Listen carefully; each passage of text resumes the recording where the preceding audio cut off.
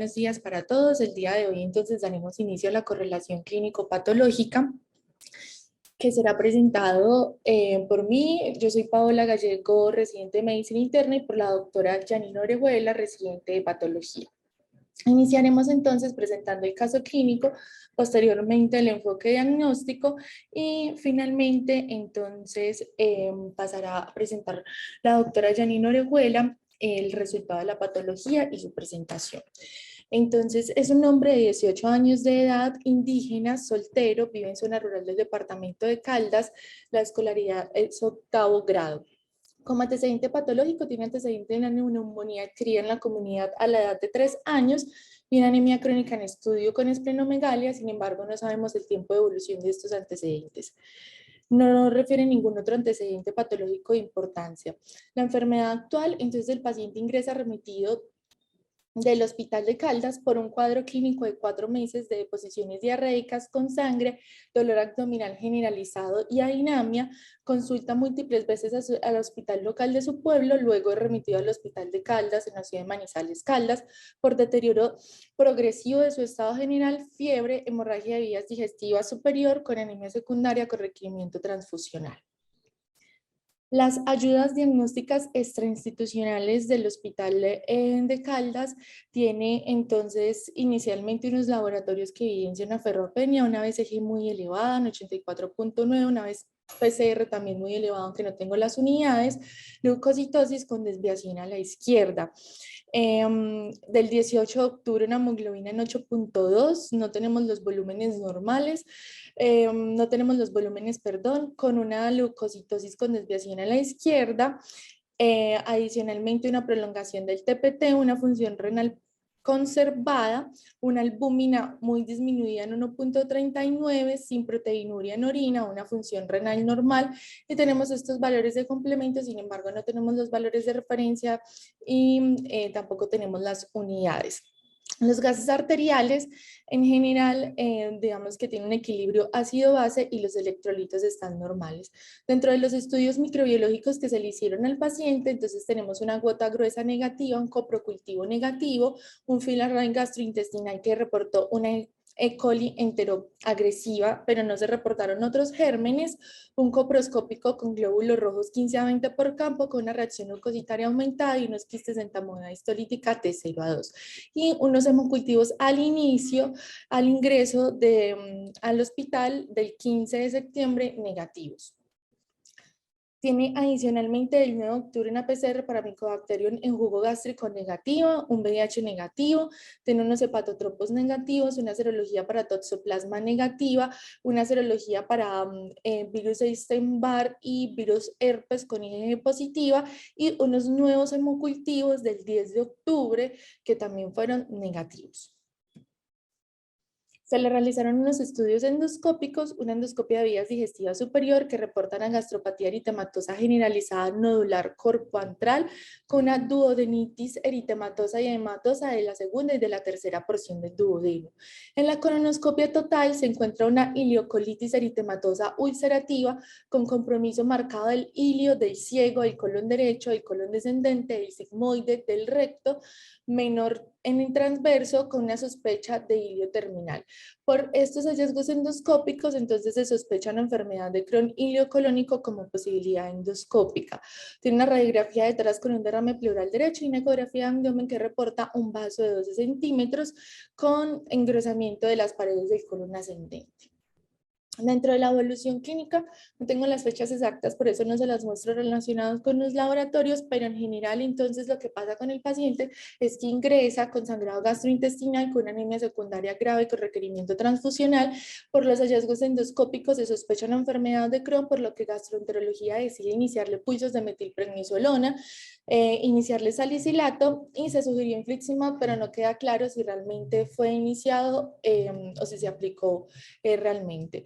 Durante la estancia posterior, el paciente de recibir los pulsos de metilprednisolona presenta un choque, al parecer de presunto origen séptico, que se considera por translocación bacteriana gastrointestinal, por lo que recibió tratamiento antibiótico de amplio espectro, pero no se pudo obtener algún aislamiento microbiológico.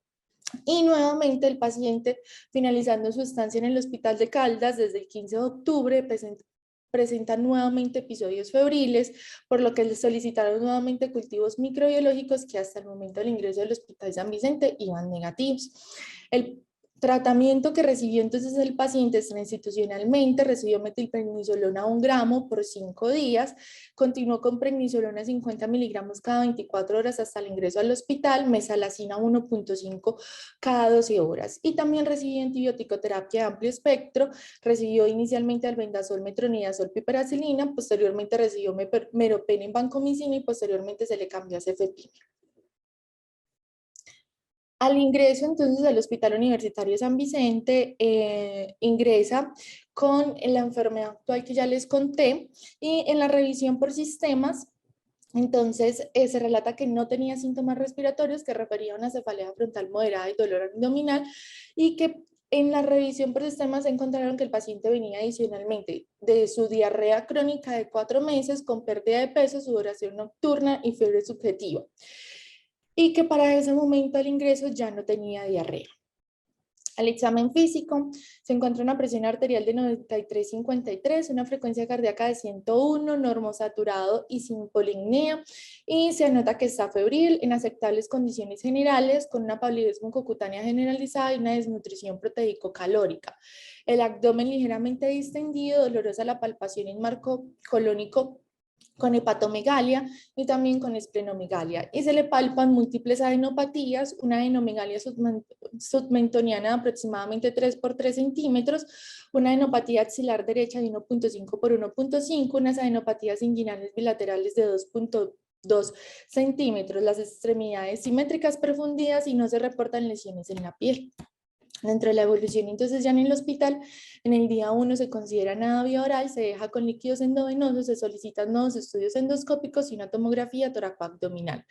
En el día 2, con los laboratorios en control se encuentra una hemoglobina en 7, una presión en 90/60, una frecuencia cardíaca en 101, sin oxígeno, sin sangrado activo. Para este momento, entonces, empiezan a sospechar una tuberculosis diseminada posterior a la exposición de los esteroides.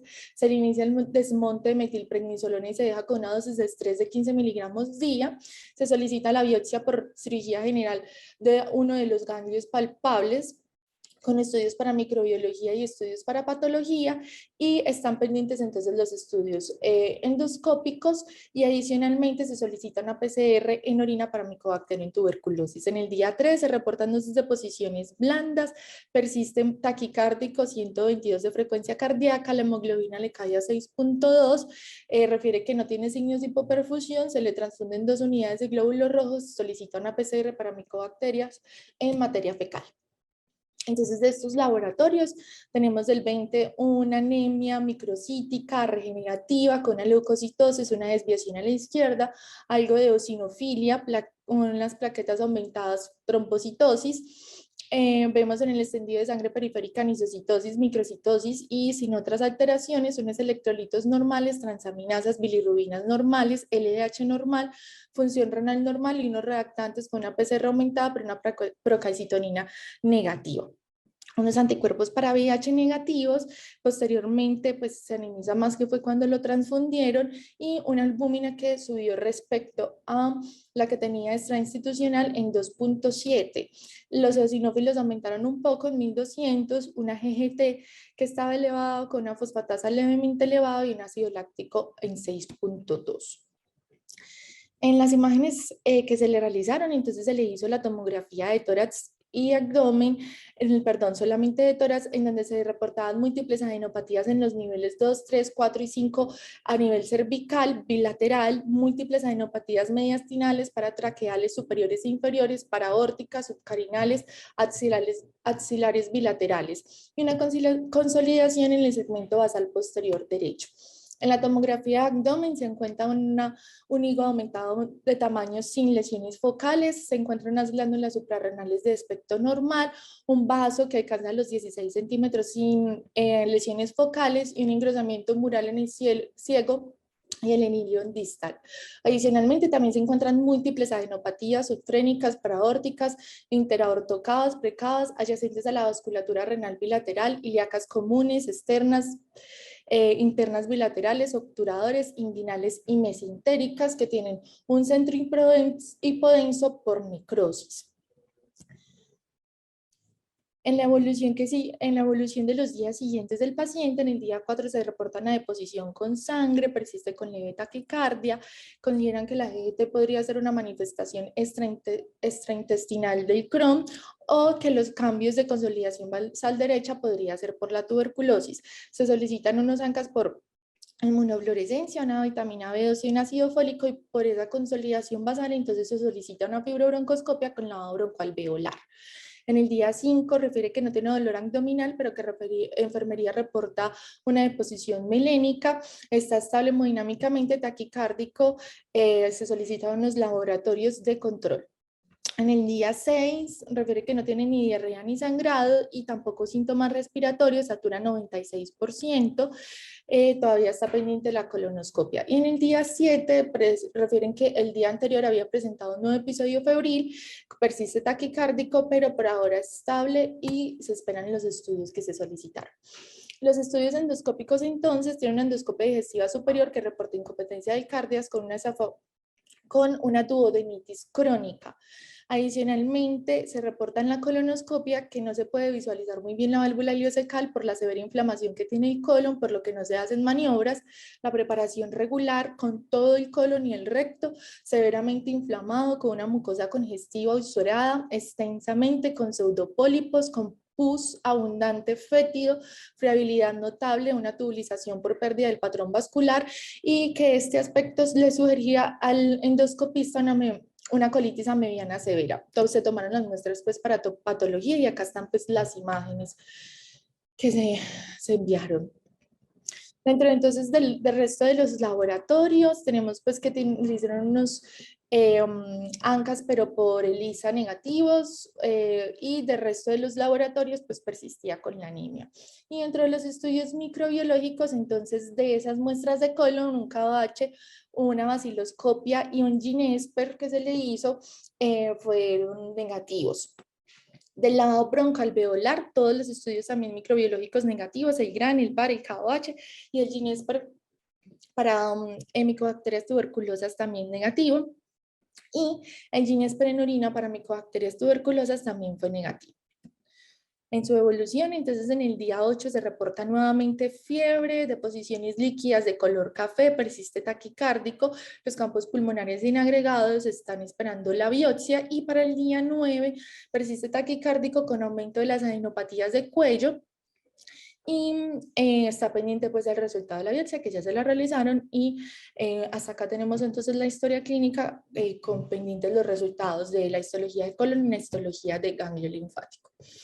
Entonces, ¿cuál es el enfoque diagnóstico que yo propongo para este paciente? En general me parece resaltar estas cosas relevantes de su historia clínica. Es un hombre joven que procede de área rural del departamento de Caldas, que tiene un antecedente de una esplenomegalia y una anemia sin estudios previos, y que tiene dos compromisos muy importantes y significativos. Uno es el compromiso del tracto gastrointestinal con una ileocolitis ulcerativa grave que compromete desde el ilion hasta el recto, e incluso que compromete el duodeno con duodenitis.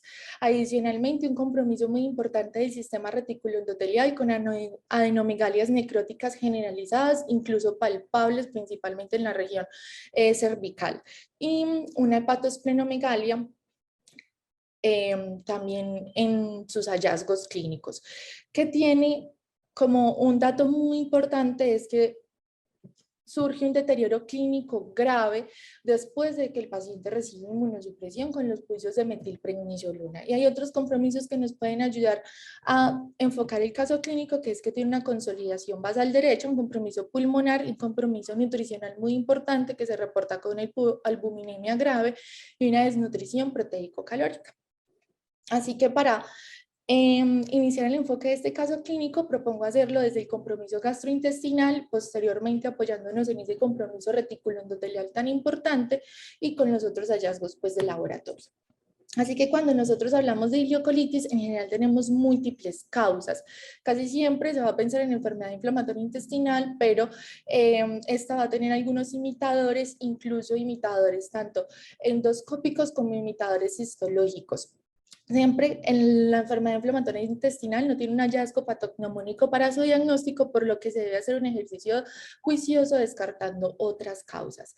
En general, de estas causas que tenemos acá, hay múltiples que podemos descartar fácilmente en el paciente. Una de ellas son las enfermedades monogénicas que generalmente se presentan en niños que están asociadas a las inmunodeficiencias y tienen pues un curso muy temprano y agresivo de su enfermedad. Se puede empezar a presentar más o menos a los 6 años de edad. Las causas infiltrativas, en general la enteritis eosinofílica puede producir cualquier compromiso en cualquier capa del intestino delgado, puede producir compromiso de la capa muscular, en donde solamente se va a ver un edema y un engrosamiento de las paredes intestinales, y aunque no todas las organoespecíficas pueden producir hiperosinofilia en sangre periférica, pues vemos que el paciente no tiene hiperosinofilia ni tiene ningún antecedente que sea predisponente como antecedente pues de atopia. La sarcoidosis no tendría, el compromiso gastrointestinal realmente no es frecuente y no tendría su compromiso más frecuente que sería pulmón, y otros compromisos frecuentes como serían ojo y piel. Y la amiloidosis tampoco tendría otros pues compromisos frecuentes que se producen como por ejemplo el renal y el cardíaco. Inducida por medicamentos, los AINES suelen dar pues como unas úlceras, y lo que más se describe es esa estenosis con esa manera diafragmática, que son esas membranas que se forman delgadas, que producen una estenosis significativa y que puede llevar pues a cuadros de obstrucción. Sin embargo, pues no es el cuadro, tampoco tenía el antecedente de consumo de medicamentos, así como otros nuevos medicamentos como el micofenolato y los inhibidores del checkpoint, que son otros que actualmente pueden inducir colitis por medicamentos, pero tampoco tenía ese antecedente. Ni las causas vasculares, no tiene ningún cuadro compatible. Dentro de esas pues tenemos las vasculitis, las que más frecuentemente producen compromiso intestinal son las de mediano vaso, como la poliarteritis nodosa y la vasculitis inducida por lupus. También tenemos el Behçet, pero no tiene ningún hallazgo de ninguna vasculitis de mediano vaso, no tiene compromiso del sistema nervioso periférico, no tiene compromiso renal, no hay compromiso en piel. Tampoco tiene pues la edad, ni tiene tampoco otras manifestaciones de una vasculitis por IgA, y tampoco pues tiene úlceras en otras partes, ni un cuadro frecuente de úlceras para pensar en el Behçet. Las causas isquémicas se pueden dar por bajo gasto, pero en general estos pacientes pues tienen una alta carga comórbida con aterosclerosis muy significativa, por lo que tampoco pues es un cuadro que esté compatible con este paciente. Así que finalmente nos queda como causa de ileocolitis en este paciente la enfermedad inflamatoria intestinal, las infecciones, y podrían ser las neoplasias. No solamente tenemos una ileocolitis muy extensa, sino que adicional también hay un compromiso del duodeno, y hay otras causas que debemos pensar cuando se compromete el duodeno. Una de estas es el estrongiloidiasis.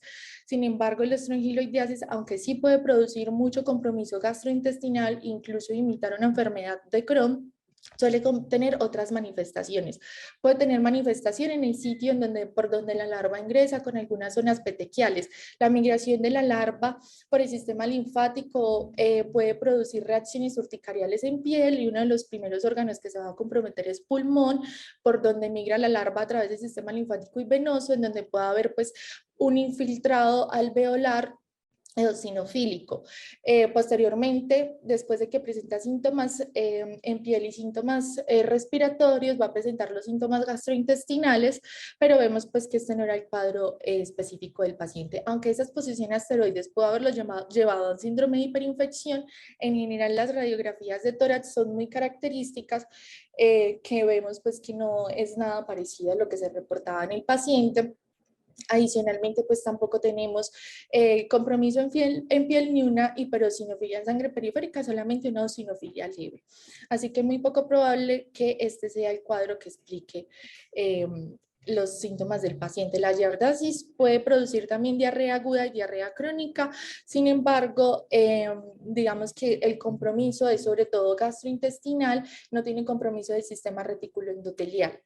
Y la enteropatía por ARA, pues tendría que tener el antecedente del consumo de olmesartán o algún ARA, y no, pues no tiene este antecedente. Así que de acá nos queda una etiología importante, que es la paracoccidioidomicosis, que tiene un compromiso muy importante del sistema reticulo endotelial y que puede producir también compromiso del sistema gastrointestinal. Se reporta también la coccidioidomicosis, pero no tiene pues la epidemiología para pensar en esta. En Colombia no hay casos autóctonos de coccidio.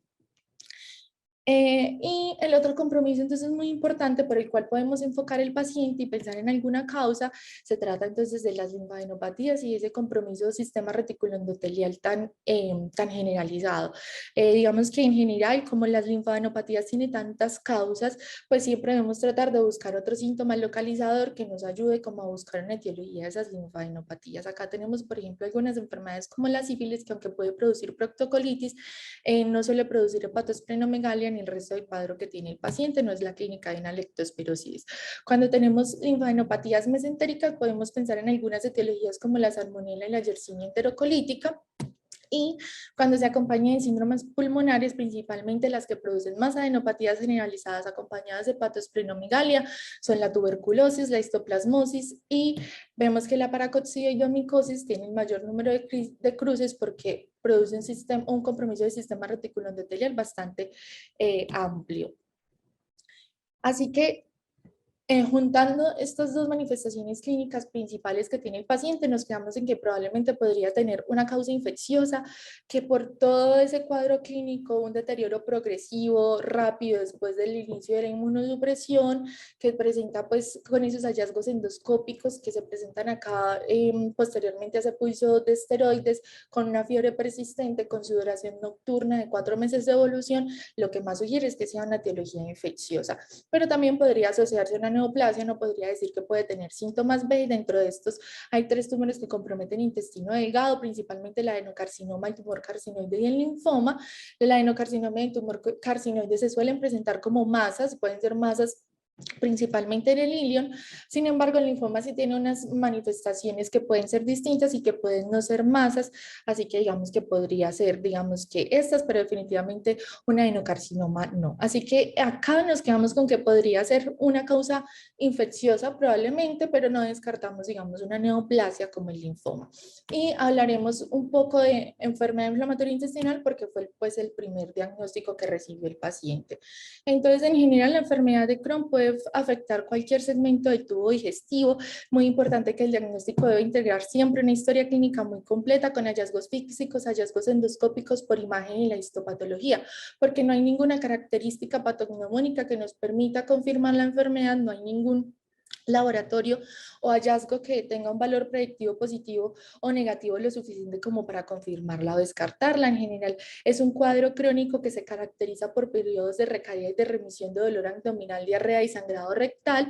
Puede tener algunos síntomas sistémicos como pérdida de peso, fiebre de bajo grado, vómito y algunas manifestaciones extraintestinales.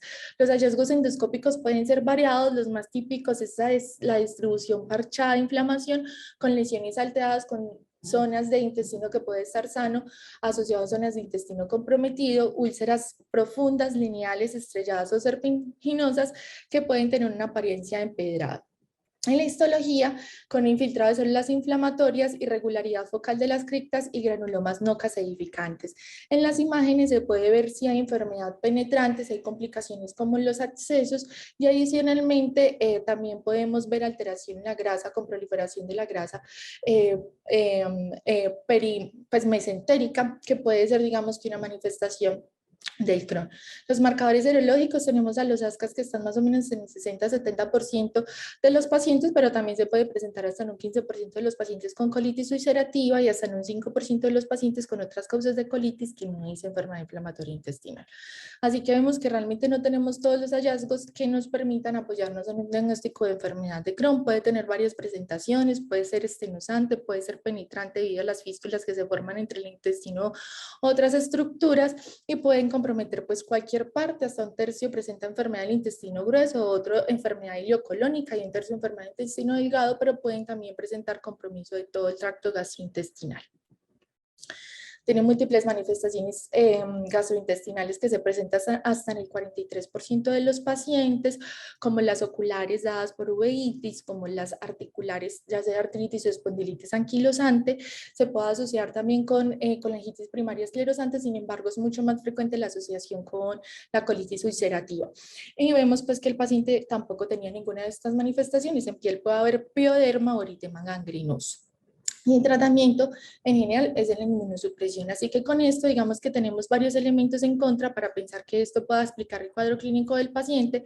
Lo principal es que tuvo un deterioro y una respuesta muy importante asociado al manejo con esteroides y a la inmunosupresión, y que posteriormente se reportan unas adenopatías generalizadas muy importantes que no serían explicadas por el Crohn. No tiene histología ni otros marcadores serológicos que nos apoyen en el diagnóstico hasta el momento, y no tiene otras manifestaciones extraintestinales asociadas frecuentes con el Crohn. La tuberculosis intestinal, entonces, siempre debe ser el diagnóstico diferencial primario de la enfermedad inflamatoria intestinal en áreas endémicas, y se representa un reto diagnóstico porque las manifestaciones clínicas y los hallazgos clínicos pueden ser muy similares. Es así como puede comprometer el área ileocecal en el 90%, el yeyuno es la segunda porción más comprometida, y eso se da pues por la placa de Peyer, la alta densidad de agregados linfoides y la éstasis fisiológica. Puede presentar lesiones ulcerativas, que es lo más común, hipertróficas, ulcerohipertróficas o fibrosis. La malabsorción y la enteropatía con pérdida de proteína realmente es muy rara, y algo muy importante es que el 70% de los casos tienen una radiografía de tórax normal, así que no tener síntomas respiratorios ni hallazgos alterados a la imagen de tórax no solo no descarta el diagnóstico, sino que realmente es lo frecuente no tener ningún compromiso pulmonar asociado. Realmente representa un reto diagnóstico, sobre todo en los lugares en donde la tuberculosis es de alta endemicidad. Nosotros pues somos un país que se considera intermedio, pero tenemos zonas que tienen la misma endemicidad que África o que India, que es de donde salen la mayoría de los estudios que tratan de elucidar como qué características puede uno pensar que son más asociadas a la tuberculosis y cuáles son más asociadas a la enfermedad de Crohn. Entonces tenemos que en general la duración de los síntomas, la enfermedad de Crohn se suele presentar con un curso mucho más crónico, mucho más larvado, con esos episodios que presentan mejoría y remisión, que presentan exacerbación y remisión de la enfermedad, un promedio de 58 meses de consulta versus 7.2 para la tuberculosis gastrointestinal. La diarrea crónica y la hematoquexia es más frecuente en la enfermedad de Crohn, la fiebre es más frecuente en la tuberculosis.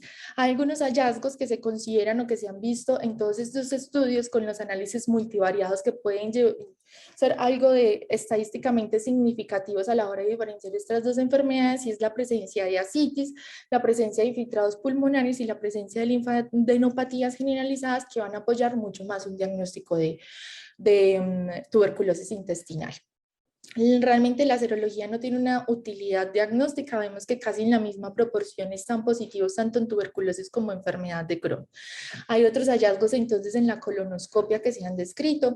En la enfermedad de Crohn se han descrito entonces que lo típico serían las úlceras longitudinales, las úlceras aftosas con esa apariencia en empedrado y ese compromiso perineal. Eso es como lo más característico del Crohn versus de la tuberculosis, en donde las úlceras son transversales, pueden haber cicatrices o pseudopólipos y una válvula ileocecal que se describe como patulosa, que es como una válvula ileocecal que está frecuentemente abierta y no suele comprometer tantos segmentos del colon. En general se considera que compromete menos de 4 segmentos del colon, que eso sería lo que favorecería una tuberculosis intestinal. También en donde se da más frecuentemente el compromiso, el recto, el colon sigmoide y el colon descendente se comprometen más en la enfermedad del Crohn, y es así como el ilion y el ciego se comprometen más en la tuberculosis intestinal. En las imágenes también podemos ver algunas cosas que nos pueden favorecer más una enfermedad, como el engrosamiento asimétrico de la pared y ganglios linfáticos mesentéricos, que va a sugerir tuberculosis, mientras que el engrosamiento simétrico de la pared con afectación segmentaria, formación de fístulas, asociado al signo del peine con proliferación adiposa del mesenterio, son sugestivos de enfermedad de Crohn. Sin embargo, ninguna de estas características tiene pues el suficiente valor para confirmarla o descartarla, pero sí, como todo su conjunto, nos podría llevar a tomar unas decisiones. Las mejores pruebas el mejor rendimiento diagnóstico lo tienen las pruebas moleculares. Es un estudio de Ginesper y de los otros vemos pues que el Ginesper definitivamente tiene la mejor sensibilidad, que acá se reportan el 95%, con un valor predictivo positivo bastante alto. Aquí hay otros estudios como un cuadro de resumen de donde se ha valorado pues la sensibilidad de Ginesper, vemos que la más baja que se ha reportado es del 81%. Entonces realmente el Ginesper sí tiene una muy buena sensibilidad y un muy buen rendimiento diagnóstico para descartar o confirmar tuberculosis intestinal. La sensibilidad de la PCR en materia fecal, dependiente del sitio donde uno la valore y para qué la valore. Para tuberculosis abdominal encontré como este estudio específicamente que reportaba una sensibilidad del 66.7%, pero realmente digamos que tenemos la de colon que tiene un mejor rendimiento y que está negativa.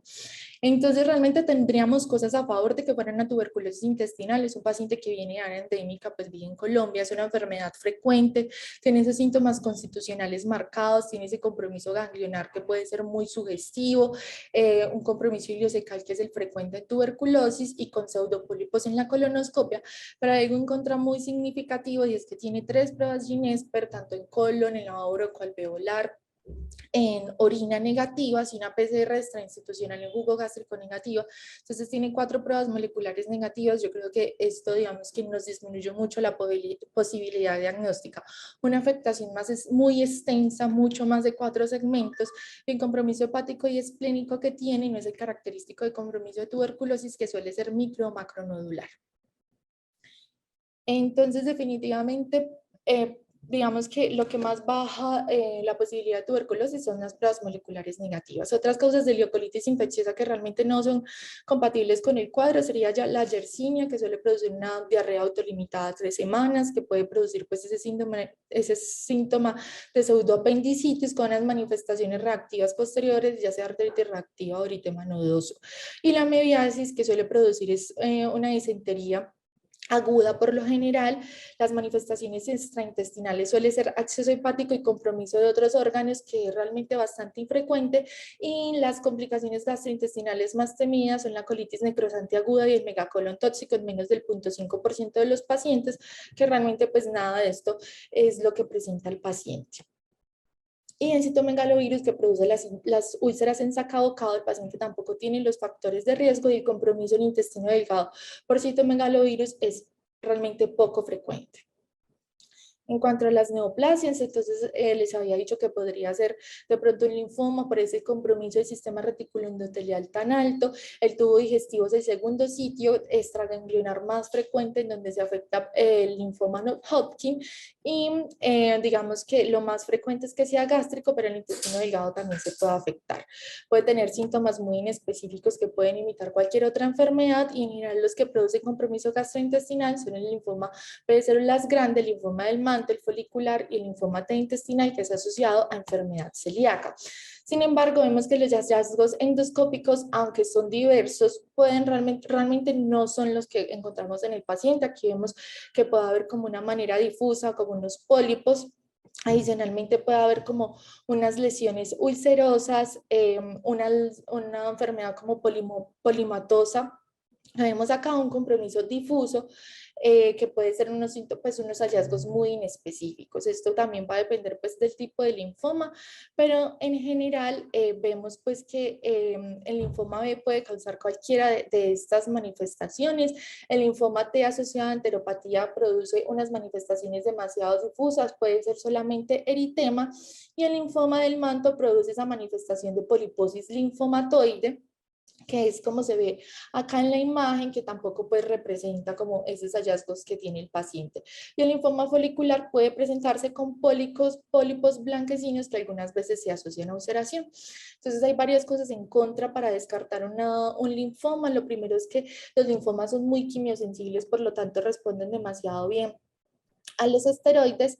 El compromiso gastrointestinal entonces es demasiado extenso, eso no sería explicado por solamente el linfoma. Las adenopatías surgieron después del pulso de esteroides, y pues tener una leche normal, pero digamos que el resto ya es suficiente para pensar que esto no es lo que tiene el paciente.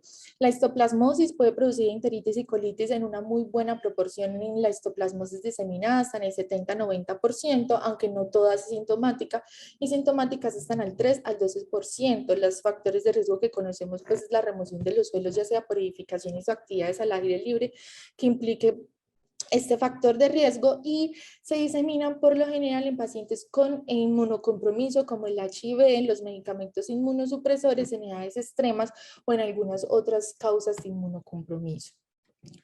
Digamos que la histoplasmosis diseminada progresiva se divide como en un cuadro agudo, subagudo y crónico. Sin embargo, no siempre se puede hacer como una diferencia en cuanto a su presentación clínica. Suele producir fiebre, malestar, anorexia, pérdida de peso, pues esos síntomas constitucionales, producir un compromiso de la médula ósea, que tiene de hecho un muy buen rendimiento para su aislamiento, con pancitopenia, puede elevar las pruebas de función hepática, sobre todo fosfatasa alcalina, LDH, y produce en la radiografía de tórax comúnmente un infiltrado reticulonodular. Cuando se presenta de una manera más subaguda, produce un compromiso de órgano bastante específico, puede producir hepatosplenomegalia con adenopatías, compromiso del tracto gastrointestinal, de las adrenales del sistema nervioso central, y en la forma crónica ya se presenta con manifestaciones mucocutáneas como las úlceras orales.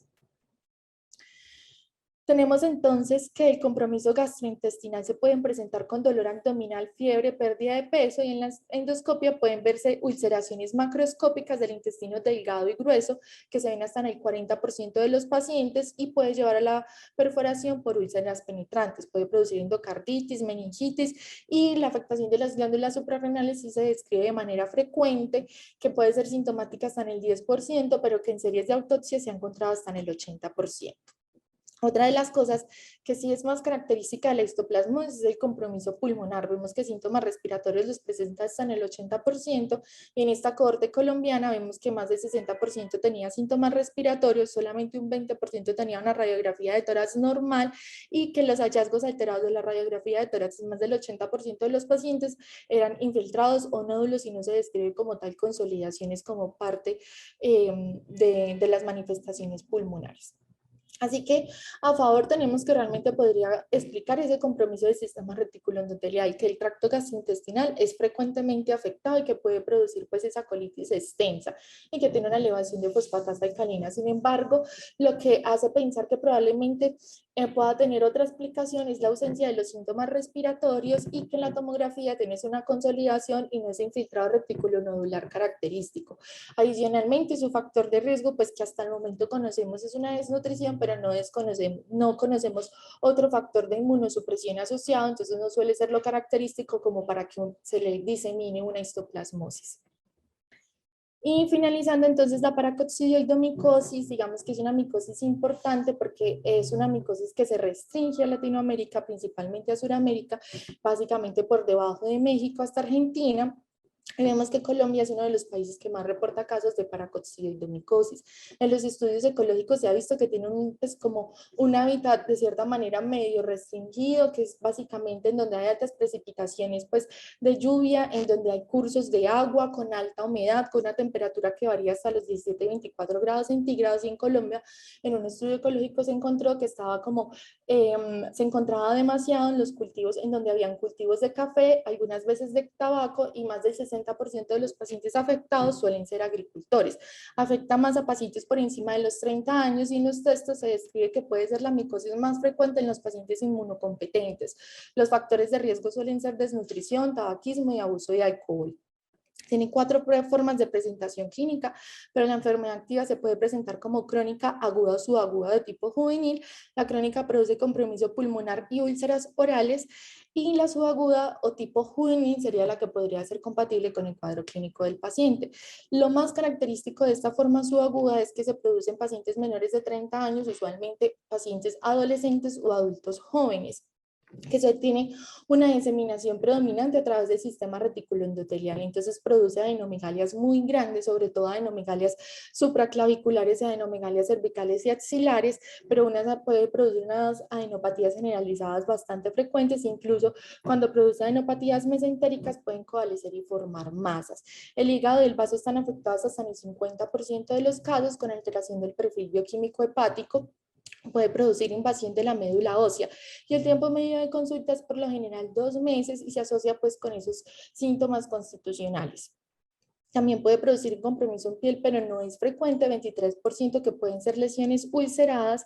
Y el compromiso gastrointestinal, aunque no es tan frecuente, sí se ha descrito muy bien el compromiso gastrointestinal por la paracoccidioidomicosis, en donde suele tener una diarrea crónica con dolor epigástrico de mesis, con compromiso del estómago, del intestino delgado como el ilio del ciego y el duodeno, y con múltiples lesiones ulceradas. Estas lesiones ulceradas van a estar llenas de los microorganismos y esto puede llevar pues a la perforación incluso del segmento intestinal. Puede tener en la colonoscopia un patrón segmentario difuso y lo característico es que se extiendan como del ilion hasta el recto las lesiones mucosas. Y la forma aguda no suele involucrar las glándulas suprarrenales en contraste con la forma crónica que se puede presentar pues, en una muy alta proporción. Otros hallazgos de laboratorio: va a haber anemia, trombocitopenia, hipergamaglobulinemia, eosinofilia hasta en el 50% de los pacientes, hipoalbuminemia suele producir compromiso marcado de la nutrición, en el hipoalbuminemia importante en el 73% de los pacientes, y compromiso pulmonar en la forma aguda no es frecuente, solamente se presenta hasta en el 10 a 20% de los pacientes. Y pues digamos que puede ser, lo más común es que tenga pues como unos infiltrados, como vidrio deslustrado, un engrosamiento sectario interlobulillar, pero también puede tener nódulos o masas, pueden verse secuelas y adicionalmente pues se ha descrito como ese patrón bilateral simétrico que compromete principalmente los lóbulos medios y que en la periferia, por lo que se describe como en alas de mariposa, pero esto no es patognomónico ni específico de esta enfermedad. En el diagnóstico es muy importante que suele confundirse con tuberculosis bastante, debido a pues que es una entidad mucho más frecuente la tuberculosis y que somos un área de alta endemicidad. Y adicionalmente que sí puede presentar una coinfección de estas dos enfermedades, tuberculosis y paracoccidia, en el 19% de los casos, lo cual es bastante alto. Y el diagnóstico realmente se hace de manera fácil por el examen directo. La histología tiene una muy buena sensibilidad por la manera en que se pueden ver pues como tal la forma de levadura del hongo, en donde se ve pues con esa manera de o Mickey Mouse o del timón de barco, por la levadura con las múltiples conidias alrededor. Entonces realmente a favor tenemos el contexto epidemiológico, ¿cierto? Es un paciente joven, un hombre joven de 18 años que proviene de un departamento muy cafetero como es el departamento de Caldas, de zona rural, y que tiene como factor de riesgo desnutrición, sino otro factor de inmunosupresión asociado con las manifestaciones clínicas muy compatibles, un gran compromiso del sistema reticuloendotelial, compromiso gastrointestinal. En los hallazgos de laboratorio que también pueden estar asociados, la anemia, la eosinofilia, la hipoalbuminemia. En contra, realmente es una enfermedad que tiene una baja incidencia y que es infrecuente. Y aunque se describe alteración del perfil bioquímico hepático, no encontré que se describiera alteración de la fosfatasa alcalina, pero realmente el cuadro clínico puede ser bastante compatible. Así que como mi impresión diagnóstica, mi primer diagnóstico sería una paracoccidioidomicosis aguda o subaguda de tipo juvenil. Segundo sería una histoplasmosis diseminada progresiva y con menos frecuencia una tuberculosis diseminada.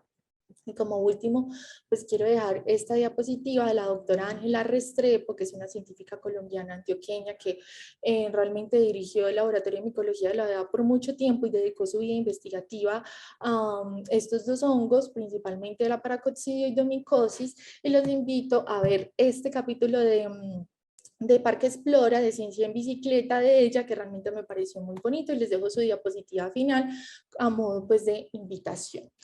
Muchas gracias a todos. Entonces daremos continuidad a la doctora Janine para presentar la patología del paciente.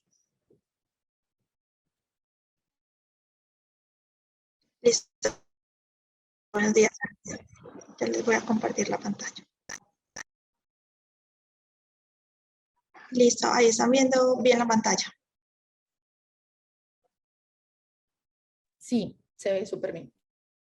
Listo. Entonces, muy buenos días. Mi nombre es Janine Andrea Orejuela. Yo soy residente de segundo año de patología de la Universidad de Antioquia y el día de hoy pues voy a acompañarlos en esta correlación clínico-patológica.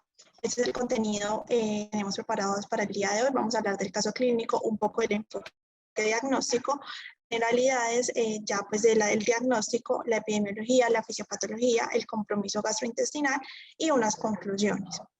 Entonces, de ese paciente nosotros recibimos 4 muestras. La primera fue de ganglio linfático cervical, una muestra de duodeno, de colon y un lavado broncoalveolar.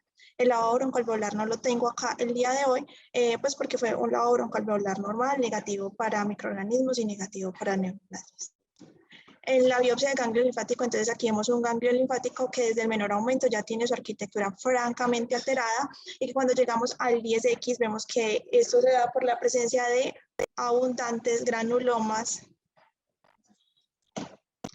Espérenme un momento, voy a cambiar de red que me dicen que no se está escuchando bien.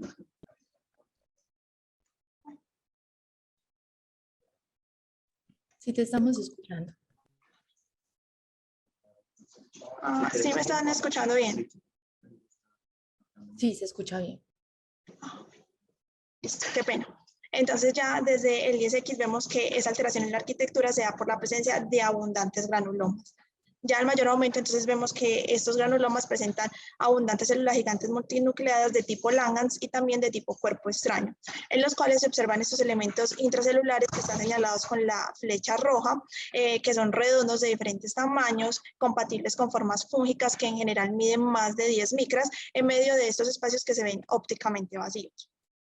En la biopsia de duodeno, entonces observamos efectivamente fragmentos de mucosa duodenal, pero que en algunas áreas tienen esa morfología alterada por un incremento en el infiltrado inflamatorio, el cual es mixto, pero en su mayoría está compuesto por linfocitos, plasmocitos y macrófagos, aunque en algunas zonas, y como se ve acá en la imagen A10X, también se acompaña de ese infiltrado de polimorfos nucleares neutrófilos, y que cuando pasamos al mayor aumento, también acá en las flechas amarillas vemos que tenemos las mismas estructuras de aspecto fúngico que ya describimos pues anteriormente en el ganglio.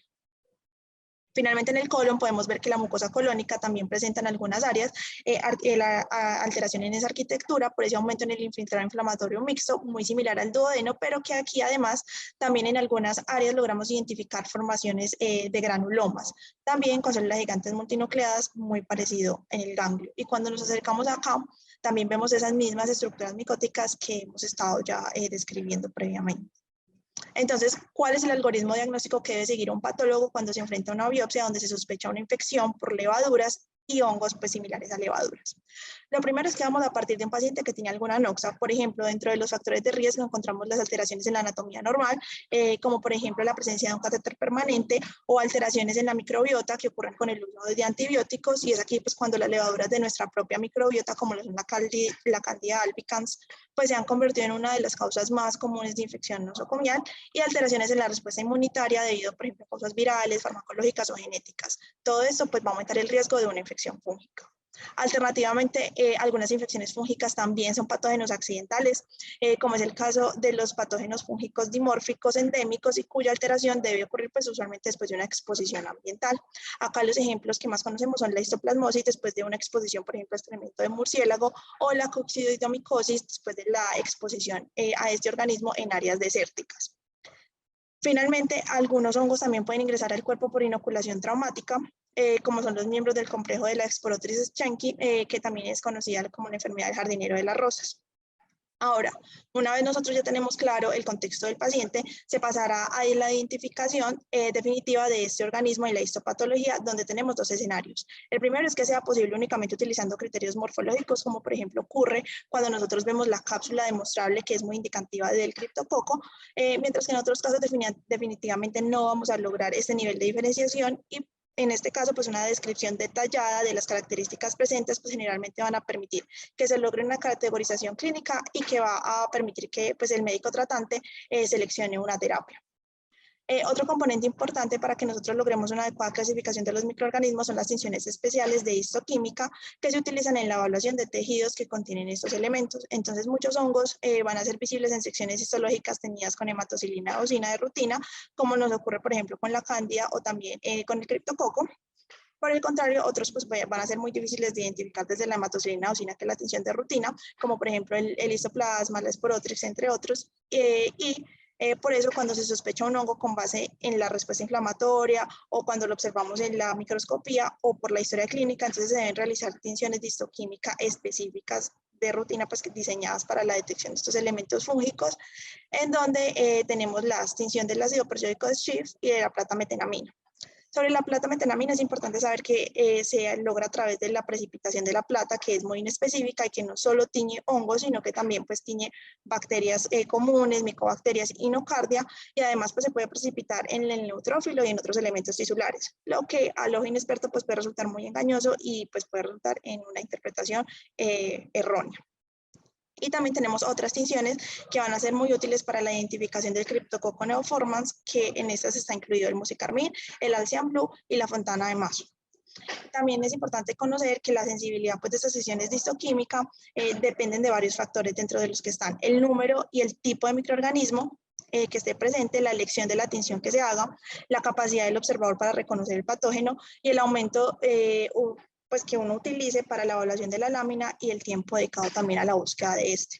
Y la especificidad pues también se puede ver influenciada por la calidad de la tinción y la familiaridad que tenga el observador con la morfología del organismo. Para seguir entonces con el algoritmo, las características morfológicas que van a ser más importantes para que nosotros logremos caracterizar el microorganismo son el tamaño, la uniformidad frente a la variabilidad del tamaño, la forma, el tipo de gemación, la presencia o ausencia de pseudohifas o hifas verdaderas, la presencia o ausencia también de pigmentos en la pared, y que hayan algunas características especiales, por ejemplo la cápsula en el criptococo o también tabiques internos. Estas características las vamos a juntar junto con la respuesta inflamatoria que nosotros observemos, que va a estar influenciada por las características antigénicas del microorganismo invasor y también por ese sistema inmunológico del huésped, y eso nos va a permitir separar estas entidades en tres grupos. Aquellas levaduras que sean pequeñas, que veamos que sean aproximadamente de 2 a 5 micras, las medianas de 6 a 10 micras y las grandes mayores a 10 micras. Entre los organismos de la categoría pequeña, pues vamos a tener el histoplasma, la Sporotrix, la Candida glabrata, el Pneumocystis, entre otros. Y acá es importante que tengamos en cuenta que las endosporas de una esférula rota por coccidioides o las microformas de blastomices y también las que se conocen como las variantes acapsulares del criptococo pueden aparecernos como formas pequeñas de levaduras que nos pueden llegar a confundir en el diagnóstico. Dentro de las medianas de 6 a 10 micras, entonces tenemos las cándidas distintas de la glabrata y el criptococo. Y también hay algunos hongos, pero son mucho más raros, entre los que están, por ejemplo, el tricosporo. Y dentro de la categoría grande, entonces tenemos el blastomices, el coccidioides y la paracoccidioides. Para hablar un poquito de cada una de ellas, entonces tenemos que el histoplasma pues es la micosis endémica más ampliamente distribuida y se asocia con exposición a los excrementos de murciélago y también de otros tipos de pájaros. Y en cuanto a la clínica, pues la histoplasmosis puede variar desde una enfermedad leve y autolimitada hasta una enfermedad pulmonar nodular cavitaria o una infección diseminada y posiblemente mortal. La respuesta inflamatoria en el paciente que es inmunocompetente suele ser de granulomas que pueden ser no necrosantes o necrosantes. Sin embargo, en el paciente inmunocomprometido puede que este solo sea capaz pues responder a la infección a través de fagocitosis pues por los macrófagos o los monocitos. Ya entonces en la microscopía lo que vamos a ver van a ser estructuras ovaladas a redondas que usualmente tienen un tamaño muy uniforme entre ellas, que miden 2 a 5 micras y que la gemación es de base estrecha y usualmente es una gemación única. En cuanto a la Sporotrix, también es conocida como la enfermedad del jardinero de las rosas, ocurre más comúnmente pues, después de la inoculación traumática de este organismo en la piel y está asociado con algún tipo de material vegetal, por ejemplo una espina, el musgo o el heno. La enfermedad es por lo tanto pues, esporádica y el organismo se disemina proximalmente desde el sitio de inoculación a través de los vasos linfáticos para causar linfadenopatía local. En raras ocasiones pues, se da la inhalación de los conillos que puede provocar una esporotricosis pulmonar o una enfermedad diseminada, pero también estas son súper raras y son más comunes en pacientes inmunocomprometidos. En cuanto al tipo de inflamación, vamos a tener una inflamación piogranulomatosa y en la microscopía es muy característico ver ese material del esplendor Hopley, que es un agregado sinofílico de proteináceo depositado alrededor de ese hongo. Vamos a ver entonces unas levaduras redondeadas, ovaladas o alargadas, pues, fusiformes, que van a tener una característica forma de cigarrillo. Es muy importante que ellas van a variar en el tamaño y en la forma, y la gemación es única y de base estrecha. Dentro de otras levaduras pequeñas también tenemos la Candida glabrata, que es una levadura oportunista que forma parte, pues, de la microbiota humana, al igual que las Candidas albicans, pues también pueden causar una enfermedad mucocutánea que está asociada con las alteraciones de la flora bacteriana por los antibióticos, y es una causa, pues, importante de fungemia nosocomial, que solo es superada, pues, por la Candida albicans en muchas instituciones. En la respuesta inflamatoria ya va a presentar una respuesta neutrofílica, y ya en la microscopía la glabrata es morfológicamente distinta de las otras especies de cándida. Es la única especie de cándida que no nos va a producir ni hifas verdaderas ni pseudohifas. Tienden a ser entonces levaduras esféricas o ovaladas de tamaño uniforme de 2 a 5 micras, que tienen una gemación única de base estrecha. En cuanto al neumocistis, es un hongo atípico que durante mucho tiempo se pensó que era un parásito. Este organismo causa principalmente neumonía en pacientes inmunocomprometidos, especialmente aquellos que tengan defectos en la inmunidad, que es mediada por células T. La prevalencia cambió de que un patógeno raramente encontrado a una causa fácilmente reconocida de neumonía, especialmente en los pacientes con SIDA. Y en el tipo de inflamación que vamos a encontrar es rara vez se van a asociar con una respuesta inflamatoria granulomatosa, y en la microscopía se van a ver esos cilindros proteicos alveolares que tienen ese aspecto de algodón de azúcar, muy eosinófilos, y cuando se evalúan las tensiones especiales, entonces vamos a ver estructuras esféricas de tamaño uniforme de 3 a 5 micras que tienen forma característicamente de barco. Sin embargo, esta forma también la puede tener el histoplasma, entonces es importante no confundirlo. Lo que sí no tiene el histoplasma son cuerpos intraquísticos, que es lo que estamos viendo acá en la imagen señalado por la flecha, y es muy importante que esas estructuras tampoco tienen gemación, por lo que también nos van a ayudar a diferenciarlos del histoplasma. Dentro de las levaduras de tamaño pequeño, entonces tenemos los miembros del género de Candida diferentes a la glabrata, que son, pues, causas importantes de varios tipos diferentes de infecciones. Son más comunes en la enfermedad mucocutánea en pacientes inmunocomprometidos o con una microbiota alterada, pues debido a ese uso de antibióticos. En cuanto a la respuesta inflamatoria, rara vez se va a asociar con infección inflamatoria granulomatosa, excepto en los pacientes que presentan candidiasis hepatoesplénica, en donde es más común observarla. En la microscopía entonces vamos a ver levaduras pseudohifas e hifas verdaderas. Usualmente las levaduras son ovales de 5 a 8 micras, que tienen una gemación monopolar y que es de base estrecha. En cuanto al criptococo, entonces el criptococo es una enfermedad, pues la mayoría de los pacientes que son sintomáticos por criptococo son pacientes inmunocomprometidos. La infección en estos pacientes suele ser usualmente causada por el neoformans, aunque a menudo no se identifica una fuente de infección en el paciente individual. Sí se ha visto que hay una asociación epidemiológica con el excremento de paloma, y más recientemente también se describió otra especie de criptococo, que es el GATI, y que usualmente se ha descrito como un patógeno emergente que causa enfermedades graves, pero en individuos que sí son inmunocompetentes. En estos microorganismos la respuesta inflamatoria va a ser una respuesta neutrofílica, aunque también se puede encontrar contenido dentro de los histiocitos, y también, pues, puede generar, cuando el paciente es inmunocompetente, una inflamación granulomatosa. Usualmente vamos a tener ese hongo dentro de la necrosis central del criptococo.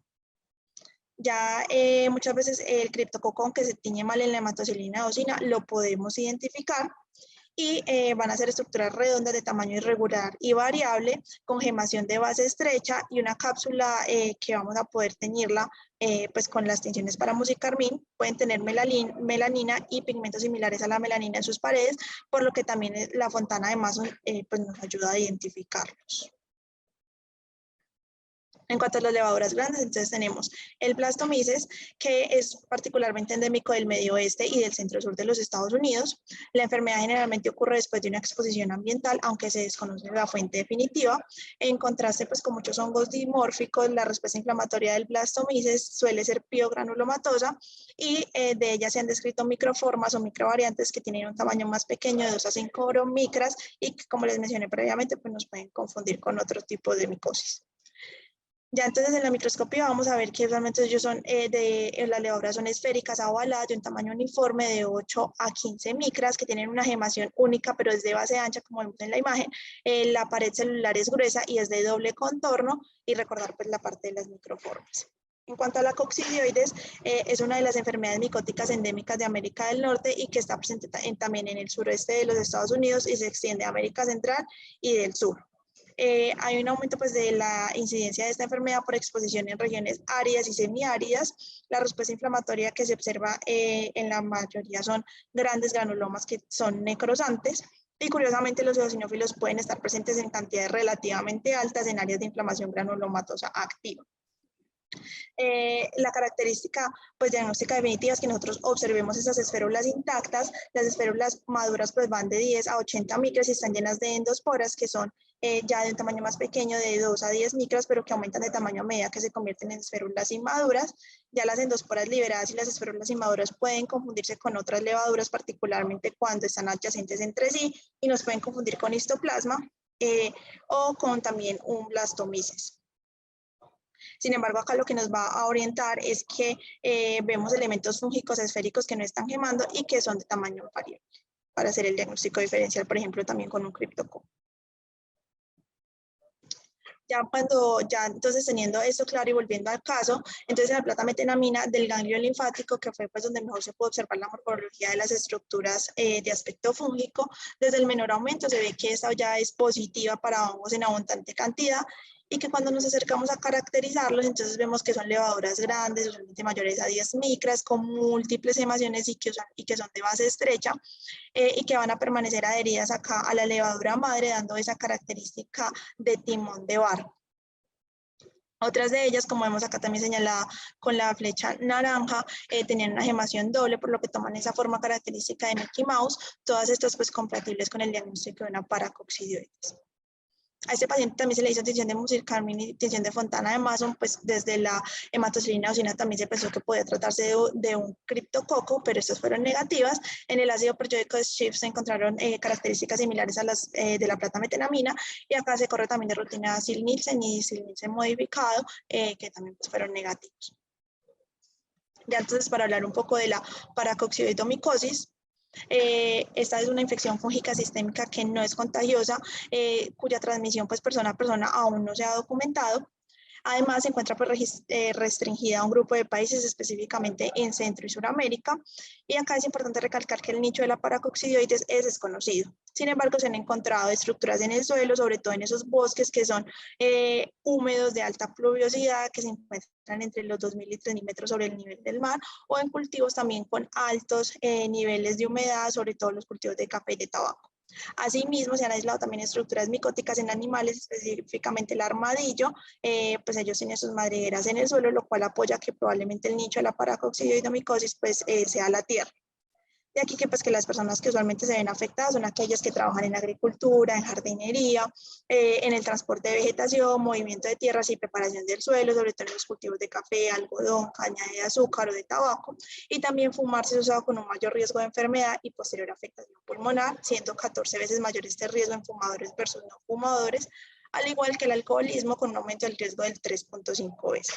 Ya con esto podemos concluir que el estrecho contacto con las mencionadas pues, condiciones climáticas, las cartográficas y el contacto con los cultivos, donde la humedad en el suelo sea mayor, pues son los principales factores que van a predisponer a los pacientes a desarrollar esta enfermedad.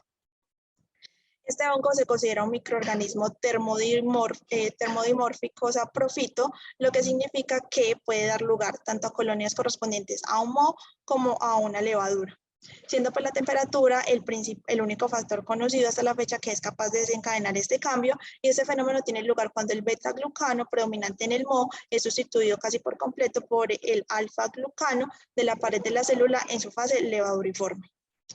Sus dos fases son entonces la micelar o saprofítica in vitro, y que está usualmente en temperaturas menores de 28 grados, que es caracterizada por esas estructuras filamentosas, las cuales al tener contacto con una persona y al llegar a las temperaturas adecuadas entre 35 y 37 grados, van a entonces hacer su transición primero a conidias y posteriormente a levaduras que van a medir entre 10 a 60 micras, lo que correspondería ya a su fase parasitaria. Además, pues este hongo tiene un receptor intracelular que interactúa con el estrógeno humano, cuya interacción lo que hace es que va a bloquear esa conversión de conidias a levaduras que es necesaria para la producción de la enfermedad. Y eso es lo que explica en parte pues, la menor incidencia de mujeres posmenárquicas y premenopáusicas. En cuanto a su taxonomía y cómo esta ha venido evolucionando en el tiempo, los órganos del género Paracoccidioides hoy en día tienen dos especies reconocidas, la brasiliensis y la lutzi. Sin embargo, esto no siempre fue así y en los últimos años pues la taxonomía sí ha sufrido algunos cambios notables.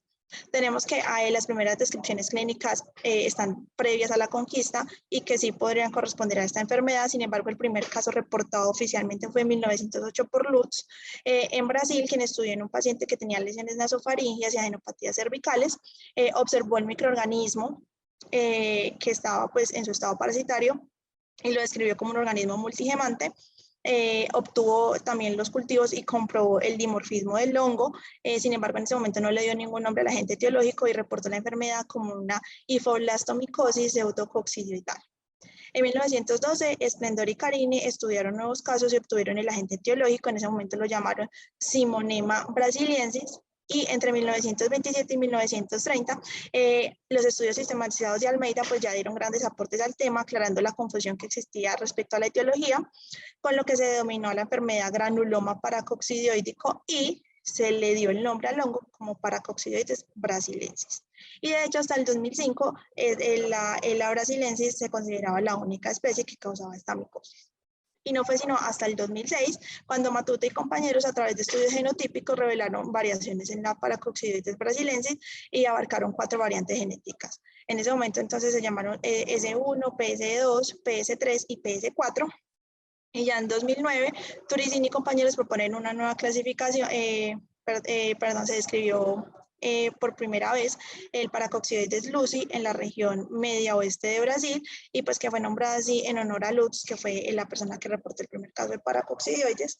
Y ya en 2017, Turicini y compañeros lo que hacen es proponer una nueva clasificación para el Paracoccidioides brasiliensis en las siguientes variantes filogenéticas que comprenden 4 nuevas especies. La S1 que es la censo estricto y que a su vez se divide en S1A y S1B, la PS2 que es la americana, la PS3 que es la Restrepiensis y que es así en nombre de la doctora Restrepo, que es más común acá en Colombia, pero que también se han reportado casos en Argentina, en Perú y en Uruguay, y la PS4 que es la venezuelensis. En cuanto a la epidemiología, pues se estima que aproximadamente unos 10 millones de latinoamericanos están infectados. En América Latina, Brasil tiene el mayor número de casos reportados, que corresponden aproximadamente al 80%, y la incidencia varía mucho. Hay lugares en Brasil que tienen reportados 1 a 4.000 casos por cada 100.000 habitantes al año en áreas endémicas, pero en áreas hiperendémicas esto puede llegar hasta 40 casos por cada 100.000 personas al año. Y acá en Brasil ocupa el 5º puesto en mortalidad, pues asociado a enfermedades infecciosas. Ya de allí está seguido por Colombia con una incidencia de 0.5 a 2.2 casos por cada 1.000.000 de habitantes al año, y de ahí sigue Venezuela, Ecuador y Argentina. Y la enfermedad, pues como dijo mi compañera, ha sido reportada desde el norte de México hasta el sur de Argentina. Y no se han notificado casos en Nicaragua, en Belice, la mayoría de las islas del Caribe, en las Guyanas, en Surinam o en Chile. Y también tenemos casos reportados en Europa, Estados Unidos, Canadá, África y Asia. Sin embargo, pues siempre estas personas habían habitado alguna vez en su vida en regiones endémicas, entonces por eso no se consideran como de allá originarios. En cuanto a la fisiopatología, entonces lo primero que debe pasar es que los fragmentos de las hifas, así como los microconidios y los clamidoconidios, ingresan por vía respiratoria, alcanzando los bronquiolos terminales y los alvéolos. Entonces el aumento de la temperatura del huésped lo que va a provocar precisamente pues es ese cambio morfológico para formar levaduras de gemación múltiple, que es la forma patógena, y así causa áreas de neumonitis. En raras ocasiones el hongo puede ingresar por traumatismos cutáneos, sobre todo en las mucosas tanto oral como anal. Ya desde los pulmones lo que hace es que el hongo se propaga por esa vía linfática a los ganglios linfáticos paratraqueales y parabronquiales, donde desencadenan una reacción granulomatosa. Así, las áreas pues, de neumonitis es lo que se conoce como el polo parenquimatoso de la infección, y los ganglios linfáticos regionales constituyen el polo linfático. El polo parenquimatoso con la linfangitis ascendente y la afección del ganglio linfático es lo que se conoce como un complejo primario. Ya de aquí entonces la respuesta inmune del huésped a la infección nos van a determinar la progresión que tiene esa interacción huésped-microorganismo, dándonos varios posibles escenarios y donde las células T pues, van a jugar un papel principal. Sabemos entonces que esos pacientes que son controladores de la enfermedad tienen un patrón de respuesta inmune TH1 con liberación de citocinas y activación de macrófagos y de células TCD4 y TCD8, lo que va a resultar en una formación de granulomas compactos y en tales casos pues la reacción inflamatoria va a retroceder y se van a formar cicatrices que pueden ser estériles o también contener hongos viables, aunque latentes. Y estos pacientes son los que presentan únicamente infección. Ya dependiendo de cómo en el tiempo pues, progrese ese equilibrio entre el huésped, el parásito y el medio ambiente, estos pacientes pueden llegar a sufrir una cosa que se llama reinfección endógena por la alteración pues, en ese equilibrio en todos estos factores. Por otro lado, es muy probable que aquellos pacientes que sí desarrollan la enfermedad pues tengan una respuesta inmunitaria TH1 deficiente y pues la gravedad de la enfermedad se va a correlacionar mucho con ese grado de deficiencia. Los pacientes con enfermedad diseminada aguda tendrán patrones de respuesta usualmente TH2 y TH9 y por esa razón ellos usualmente no tienden a formar tantos granulomas como los que tienen una respuesta TH1 adecuada. En tales casos, pues la enfermedad se va a manifestar inmediatamente después de la infección, es decir, después del primer contacto con el hongo. Y en los pacientes que tienen enfermedad crónica unifocal o multifocal, usualmente la respuesta es TH17, TH22, que compensan parcialmente la pérdida de la respuesta TH1. Y en estos pacientes también tienden a tener formación de granulomas y unas cargas fúngicas más bajas. Ya de aquí entonces el paciente tiene dos escenarios, es que puede progresar hacia la muerte o hacia la curación. La curación pues está asociada usualmente con la formación de cicatrices en los órganos afectados que eventualmente pues pueden causar secuelas, entre las que destacan obviamente la fibrosis pulmonar y el enfisema pues con el consiguiente deterioro funcional, y que eso es lo que se busca evitar con un diagnóstico y un tratamiento oportunos, y estos pacientes pues eventualmente también podrían llegar a sufrir recaídas. Y entonces para el diagnóstico de la paracoccidiomicosis tenemos que las muestras en las que se puede obtener son muy variadas, desde exudado, esputo, lavado broncoalveolar, líquido cefalorraquídeo o punción de médula ósea, y en los casos de que haya compromiso ganglionar o visceral, pues va a ser más útil tener fragmentos de tejido. El método estándar de oro para su diagnóstico es la microscopía, y tenemos otras herramientas diagnósticas muy valiosas como son los cultivos o los test serológicos, que pueden llegar a tener una especificidad cercana al 85 hasta el 100%. Estos test pues, son la inmunodifusión doble, que es la más utilizada acá en Colombia y que puede llegar a tener una sensibilidad mayor al 80% y una especificidad mayor al 90%, la contrainmunoelectroforesis, la ELISA y la inmunotransferencia. También acá es importante saber que las pruebas serológicas tienen más probabilidad de que nos den unos falsos negativos en pacientes inmunocomprometidos, y en casos de infección por la variante LUTZI, pues los pacientes también van a requerir usualmente otros exámenes micológicos o histopatológicos para su diagnóstico, porque también nos pueden dar falsos negativos. Entonces, siguiendo como el esquema que habíamos hecho inicialmente de ese enfoque de las enfermedades, de cuando sospechamos una enfermedad micótica, la respuesta inflamatoria del paracoccidioides, como vemos acá en esta imagen, también es predominantemente una respuesta granulomatosa crónica.